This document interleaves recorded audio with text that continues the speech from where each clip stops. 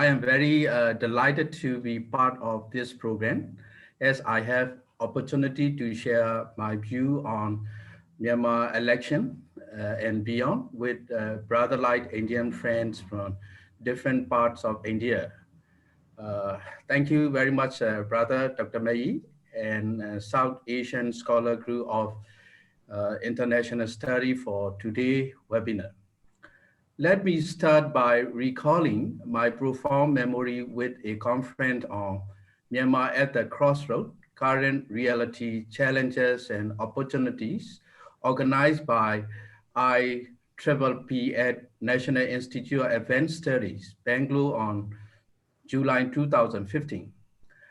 I had good experience from my interaction with many scholars, specialists and diplomats from India, Myanmar, Japan, Thailand, and many other countries. We openly exchange our view on Myanmar democratization and its role in ASEAN and many issues related to China, India, and India relations with its immediate neighbor with Myanmar focus. I first met Mai in person before one day in advance of that conference. He was ill because of work overload with the conference preparation and proceedings. Since then, we have been staying in touch for many good reasons. That conference took place only 3 months, 2 weeks, 5 days away from 8 November 2015, on which Aung San Suu Kyi, National League for Democracy, won a landslide victory in second general election with 2008 Myanmar Constitution. It was the first country first national vote since quasi-government was introduced in 2011, ending nearly 50 years of military rule. What I am trying to say is that Myanmar is still a nascent democracy and struggling to cope with various pressing issues. Among them, the controversial Rohingya or Bengali issue attract great attention of the world.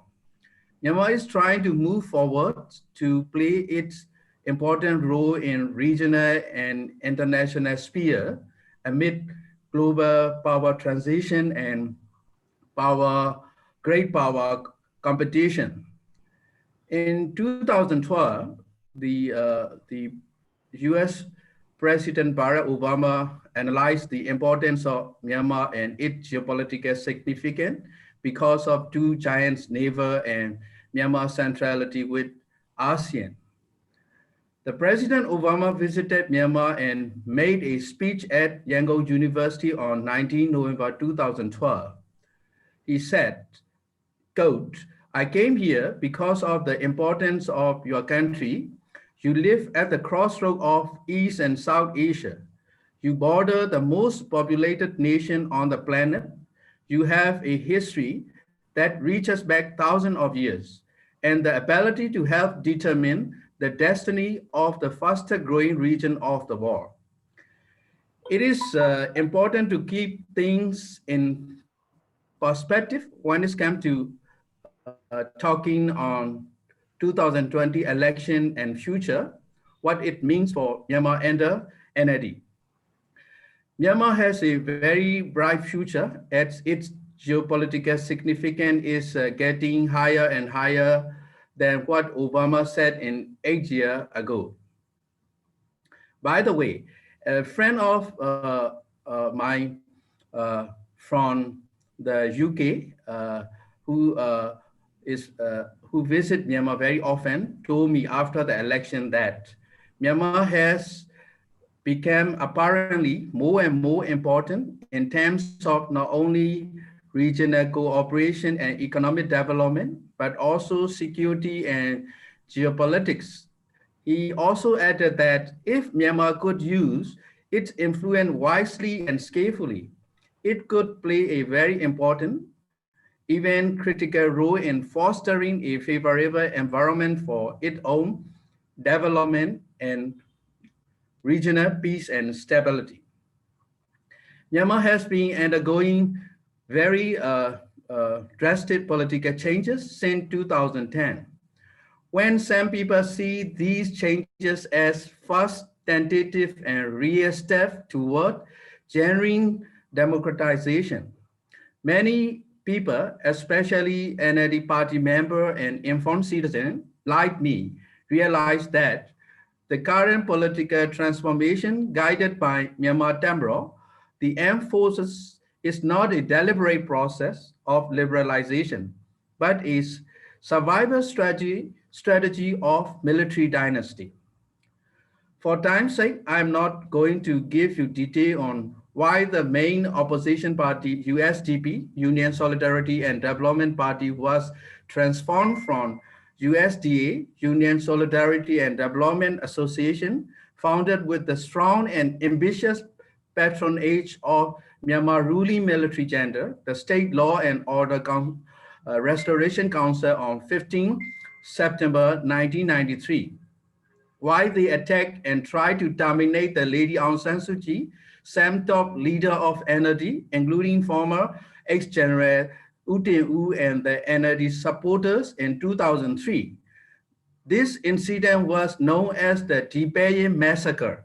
The brutal attack on Aung San Suu Kyi motorcade took place in Chiyua on the outskirts of Tibetan Township in Sagaing region on May 30, 2003.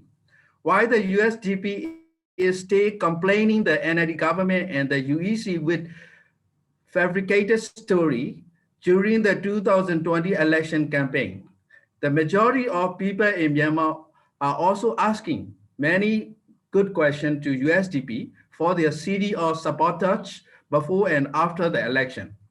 Although election made a fundamental contribution to democratic governance, winning of any election in Myanmar has many limitations for any winning party. The NLD has won a majority in the general election in 2015 and 2020. The Myanmar Tamro, Myanmar Armed Forces, impairs check and balance mechanism in a democracy and disturb government strategic decision-making to manage many things, including balancing outside interdependence and interference. Unfortunately, Myanmar military retains significant control of government under the 2008 constitution. 25% of parliamentary seats of Myanmar are reserved for serving military officers. The Ministry of Home, Border Affairs and Defense are also reserved for military personnel. In 2020 Myanmar general election, millions of people cast their vote to show their strong determination to move the country democratic reform forward.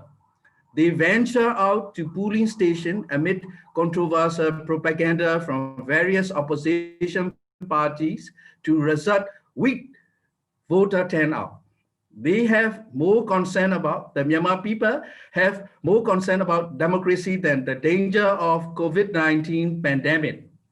2020 election testifying Myanmar democratization is irreversible, as more than 70% of the country population, that 37 million plus eligible voter, gets their vote. It was the first election held in the country under a civilian government after 53 years of military rule. Dear friends, I would like to elaborate on some important number with the 2020 election.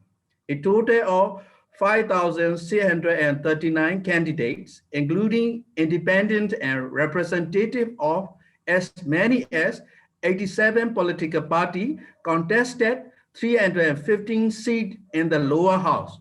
Pitu Luto, that means House of Representatives. 161 seats in the upper house, Amyota Luto, that means House of Nationalities. 612 seats in state and regional parliaments and 29 ethnic affairs minister seats. Under the 2008 Myanmar Constitution, ethnic affairs ministers are elected to a given state or division if their administrative area is comprised of an ethnic minority population of 0.1% or greater of total population. The term Myanmar comprised 8 major national ethnic races, namely Kachin, Kayin, Kaya, Khin, Maung, Burma, the majority race, Rakhine, and Shan, with some 135 ethnic groups. Voting cancellation because of security reasons in Shan State and Rakhine State resulted in a reduction of 22 seats in the country's 664 seat bicameral union parliament. Rakhine State is very important for India-Kaladan multi-modal transport project. Given the current number of seats available, a party needs to win more than half of the total seat. In this 2020 election case, at least 322 seats to form a government. Nationally for Democracy candidate won 315 seats in lower house and 161 seats in upper house by securing 476 seats. The NLD candidate won 920, that 82% of the total 1,117 elected seats in November 8 election. The NLD saw its public support grow this year, adding 71 seats in all parliament. It won 859 seats in total in 2015. In essence, the NLD continues to maintain public trust and support in Myanmar politics because of charismatic leadership of Daw San Suu Kyi. In this context, I would like to quote on Dr. Tham Mien U, who is a well-known historian in Myanmar. There is little doubt that election in November will be won by Aung San Suu Kyi and her governing National League for Democracy.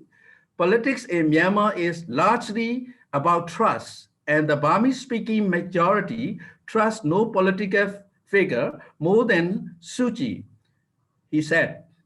Now I am to talk on Myanmar's future after the 2020 election.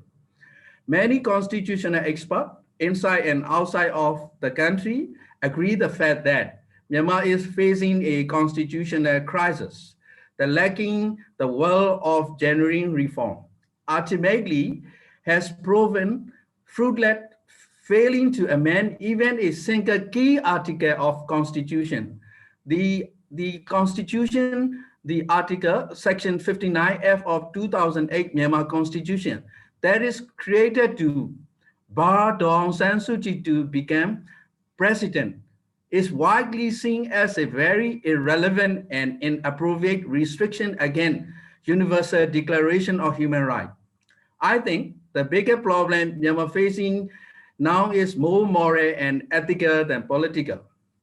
Because I said, politics, in fact, politics cannot be separated from ethics and economics. The politics of East Asia, South Asia, even Saudi Asia allowed their party leaders who further play influential and legendary role in their respective country to lead the country as head of the government legitimately as long as they obey the rule of law.